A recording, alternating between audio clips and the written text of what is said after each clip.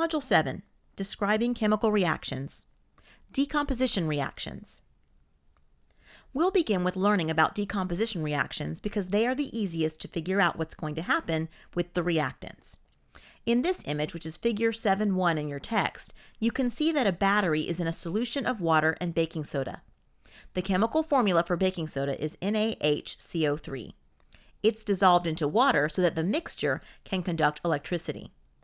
There are also two test tubes that have been inverted over each of the posts of the battery. This one is over the positive post, and this one is over the negative post. Notice that each has a different amount of gas inside. Well, oxygen gas has bubbled up and formed on the positive post. It fills up the left test tube, pushing the liquid down out of it. Hydrogen gas bubbles form on the negative post and then fill up the right test tube, pushing liquid down out of it. The more gas-filled space in the test tube, the more gas has been collected there. You can see that about twice as much hydrogen gas has been produced as oxygen gas. Remember the chemical formula for water, H2O. That means that there are 2 hydrogen atoms for every oxygen atom in water. So this is what's happening to the water molecules chemically. 2H2O liquid produces 2H2 gas plus O2 gas. Remember that both hydrogen and oxygen are homonuclear diatomic molecules, so that is why the products are H2 and O2 instead of just H and O. If any molecule has a homonuclear diatomic element in a decomposition reaction, like you see here with hydrogen and oxygen, it will produce homonuclear diatomic molecules as products. You need to remember that. That's why I keep mentioning the mnemonic at Brinkelhoff to help you memorize them. So the reaction you see here is an example of a decomposition reaction. A decomposition reaction is a reaction that changes a compound into its constituent elements. And that's what's happening in the decomposition of water. This compound is decomposed into its constituent elements, which are hydrogen and oxygen. In fact, if you think of the word compose as meaning to produce or make something, then decompose is to break something down. And that's what's happening to the decomposition of water. It is broken down into the elements that make it up. This means that decomposition reactions are pretty easy to predict and to balance. You just need to look at the chemical formula of the compound, like water here, and split it up into its individual elements. The only thing you have to be careful with is to make sure you identify the homonuclear diatomic elements and note them as molecules made of 2 atoms. Then you just balance the equation. Let's try one. Write the chemical equation that describes the decomposition of ethanol, which is C2H6O. Well, we just need to determine what elements are involved to make up ethanol, and then write this out as an equation with the molecule breaking down into them. It is made of carbon, hydrogen, and oxygen atoms, so we can say that ethanol decomposes to carbon, hydrogen, and oxygen. Now, let's replace that sentence with chemical formulas. We are given the formula for ethanol. We can replace the word decomposes with an arrow. Now look at the 3 elements it produces.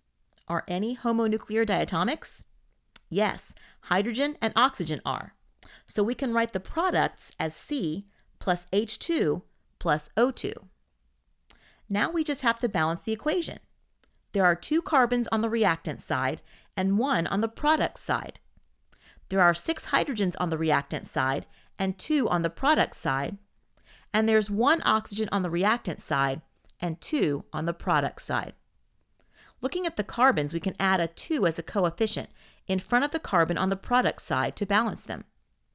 For hydrogens, we can see that we need 3 times the number on the product side, so we can add a coefficient of 3 in front of the hydrogen molecule. Finally, let's look at the oxygens. There is only 1 on the reactant side, but there are 2 on the product side. If we put a 2 in front of the ethanol, we will mess up the balanced carbon and hydrogens. Well, we can actually use a simple trick to make it fit. If we have the number of oxygens on the product side, we would have 1/2 of an oxygen molecule times 2 atoms per molecule, or 1 oxygen atom on the product side. Now the chemical equation is balanced. I forced it to work by adding that 1/2. But of course, we cannot have 1/2 of a molecule. Fractions of molecules do not exist in nature. We have to have whole positive numbers for coefficients. But don't worry, we can easily fix this. You see, just as in algebraic equations, whatever you do to one side of an equation will be fine as long as you do the same thing to the other side of the equation. So if we multiply both sides of the equation by 2, we'll get rid of that 1/2 coefficient, and the equation will still be balanced. So by distributing the 2 by multiplying it through both sides, we get 2C2H6O produces 4C plus 6H2 plus 1O2. And we don't need the 1 here, it's understood. We need to double check to make sure we have equal numbers of atoms on both sides though. There are 4 carbons on the reactant side and 4 on the product side. There are 12 hydrogens on the reactant side and 12 on the product side.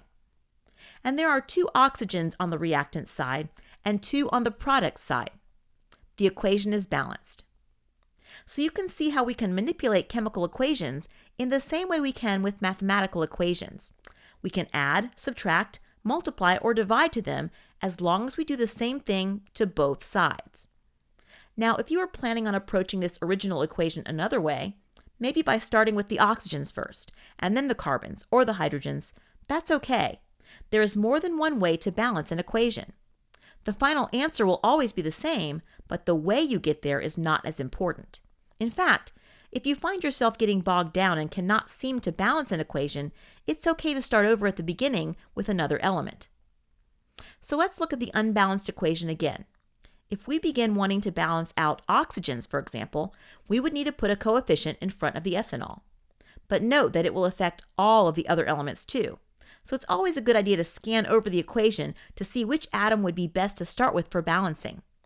When we started with the carbon before, we just had to change the C atom on the product side. If we start with hydrogen, we would have to change the H2 molecule on the product side. If we start with the hydrogen and then try to balance oxygen, we might want to put a 2 in front of the ethanol, but that would mess up what we did with the hydrogen in the first place. It actually might be easier to start with oxygen first, so then we can worry about those other 2 elements after it. So we have a coefficient of 2 in front of ethanol. That balances the equation with respect to oxygen. But now there are 4 carbons and 12 hydrogens on the reactant side. To balance carbon, then, we have to add a coefficient of 4 to the carbon atom on the product side. The reaction is balanced with respect to carbon. To balance the hydrogens, we need to add a coefficient of 6 to the hydrogen molecule on the product side.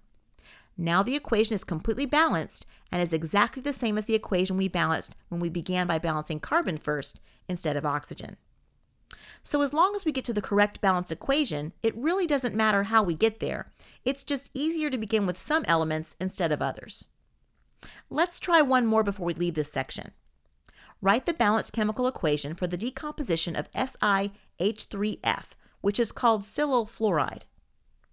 Well, we have the chemical formula for silyl fluoride, and therefore we can write its decomposition reaction by breaking it down into its individual elements: silicon, hydrogen, and fluorine. Are any of these homonuclear diatomics? Yes, both hydrogen and fluorine. So our chemical equation looks like this. SiH3F decomposes into Si plus H2 plus F2. We need to count up the atoms on each side of the equation to see if it's balanced. Silicons are, but hydrogens are not, and neither are fluorines. We have 3 hydrogen atoms on the reactant side, but only 2 on the product side. It would be nice if we don't have to add a coefficient to the silyl fluoride molecule, because then we would mess up the numbers of already balanced silicon atoms. So the easiest way to balance this equation is to make it fit. So what fraction, when multiplied by 2, will give you 3? 3 halves. You see, the 2's cancel, don't they?